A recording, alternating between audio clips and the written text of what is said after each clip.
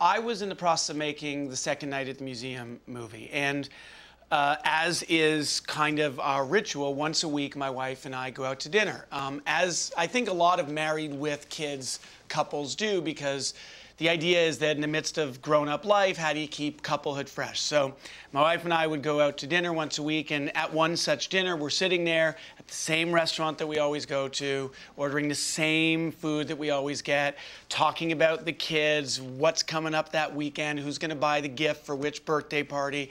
And in the middle of it, I said something to my wife along the lines of, wouldn't it be cool to do a movie about date night, and about what if on one such date night you did just one thing different, and from there you have an unraveling of everything such that it becomes the nightmare, night of your life, kind of threatening your life and your marriage and all kinds of crazy stuff going on.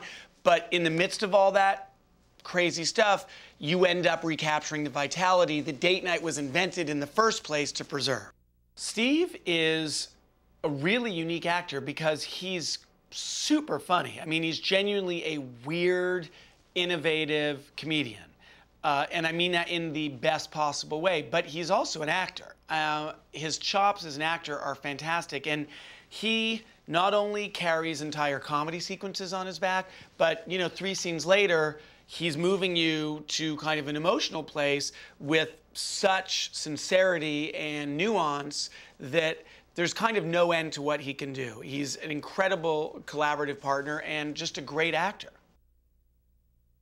Like any person, and certainly any guy with a brain, I'm completely smitten with Tina because she's so unexpected. There's nobody doing smart verbal comedy the way she is. I can't actually think of any comic, male or female, who is doing more interesting work right now. I've been out with Tina, and you'll be in a room with like Academy Award winners and crazy big-time movie stars, and Tina, it's like the receiving line.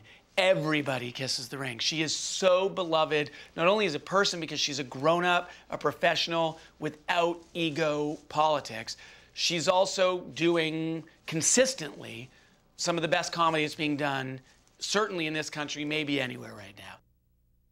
3 minutes into this movie, you buy them as a married couple. There's an organic chemistry between them that, believe me, I've done enough movies to know. Sometimes you can get there over time with an actor and an actress. Sometimes it never gets there and you create it editorially, but Tina and Steve had it from day one.